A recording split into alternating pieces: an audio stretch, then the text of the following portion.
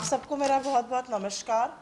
और एक ज़रूरी मुद्दा है जिससे हम सब लोग देश भर में जाकर लोगों को जागरूक करने के लिए और अपनी बात रखने के लिए, क्योंकि एक अत्यंत गंभीर और ज्वलंत मुद्दा है, इस पर बातचीत कर रहे हैं। और वो मुद्दा है नेशनल मोनेटाइजेशन पाइपलाइन का। और मैं एक छोटी सी कहानी सुनाकर इस मुद्दे को शुरू करना चाहती हूँ। और ये कहानी आम लोगों को समझ में ज़रूर आएगी। आप लोग तो समझदार हैं, लेकिन आम जनता को समझाने के लिए ये कहानी हम ज़रूर बोलना चाहते हैं, सुनाना चाहते हैं। एक पिता था, उसने बहुत गाढ़ी कमाई से मेहनत करके एक बड़ा घर बनाया और उसके बाद उसके एक पुत्र को वो घर मिल गया।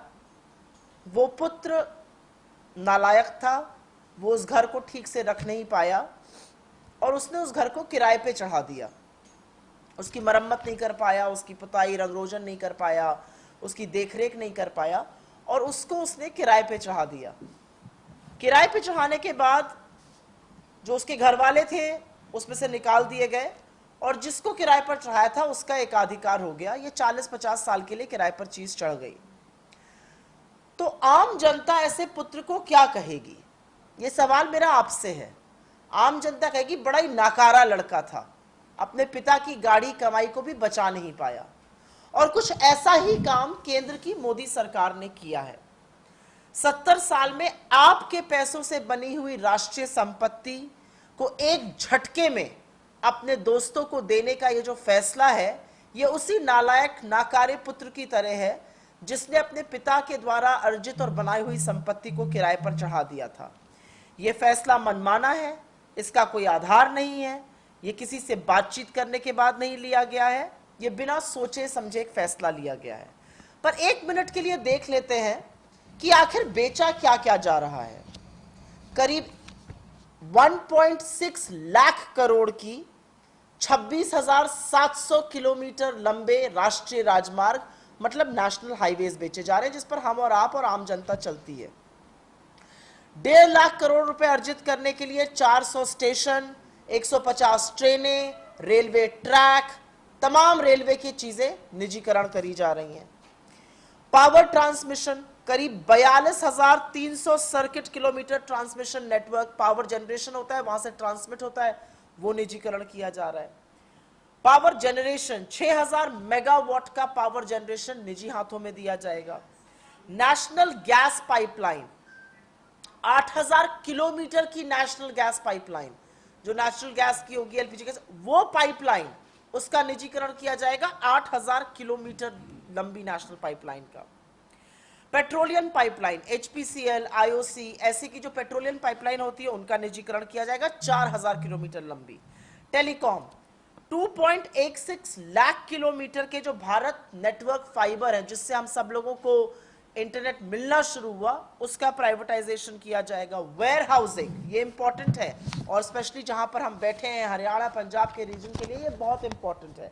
जो एफसीआई के गोडाउन्स हैं, जो वेयर हाउसेज हैं, 29,000 करोड़ रुपए के लिए करीब 210 लाख मेट्रिक टन की क्षमता वाले वेयर हाउसेज और गोडाउन्स प्राइवेटाइज किए जाएंगे। माइनिंग, 160 कोल माइंस प्राइवेटाइज करी जाएंगी, 761 मिनरल ब्लॉक प्राइवेटाइज किए जाएंगे।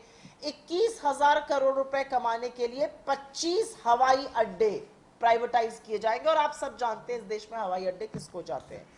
13,000 करोड़ कमाने के लिए करीब 9 पोर्ट पर 31 प्रोजेक्ट जो चल रहे हैं वो प्राइवेटाइज किए जाएंगे। 11,000 करोड़ कमाने के लिए 2 नेशनल स्टेडियम प्राइवेटाइज किए जाएंगे। ये जिन चीजों का मैंने नाम लिया वो पिछले 7 साल में नहीं बनी है, ये पिछले 70 साल में बनी है। बड़ा सवाल पूछा जाता है 70 साल में क्या हुआ? 70 साल में मजबूत इरादे और दृढ़ निश्चय और राष्ट्रीय संपत्ति और राष्ट्रीय पैसा लगाकर ये जो उपक्रम बनाए गए उनको बेचने का ये काम किया जा रहा है। पर क्या ऐसा, और हमारे कुछ सवाल हैं, क्या इसके बारे में किसी से परामर्श हुआ है? क्या आपने रेलवे यूनियन, पोर्ट यूनियन, मजदूर संगठनों से परामर्श किया है? क्या गोदामों में कार्यरत कर्मचारियों से आपने बात करी है? क्या आपने किसानों की सलाह ली है कि ये जो सारे खाद्य जो सजोने की जगह है, गोदाउन है, जो वेयर हाउसिंग है, उसका प्राइवेटाइजेशन हो रहा है? नीति आयोग में बैठकर 4 लोगों ने यह फैसला ले लिया, मोदी जी ने इसको अपनी सहमति दे दी और इंडिया को ऑन सेल लगा दिया। ये कुछ नहीं है, ये इंडिया ऑन सेल है। और ये मैं पूरी रिस्पॉन्सिबिलिटी के साथ, क्योंकि थोड़ी बहुत तकनीकी इकोनॉमिक समझ भी रखती हूं, this is nothing but a grand Indian sale put up by the Modi government. और ऐसा प्रतीत होता है, इसका क्या उद्देश्य है यह भी हमें नहीं पता है, क्या मापदंड है, क्या क्राइटेरिया है, क्यों इन्हीं चीजों को प्राइवेटाइज किया जा रहा है, बाकी को नहीं किया जा रहा है, इसका भी कोई जवाब नहीं है। क्या लक्ष्य है, इसका भी कोई जवाब नहीं। एक लक्ष्य होता है कि भाई ये कंपनी फलानी फलानी खराब हो गई है, बीमार है, चल नहीं पा रही है, मैनेजमेंट गड़बड़ है, हम इसको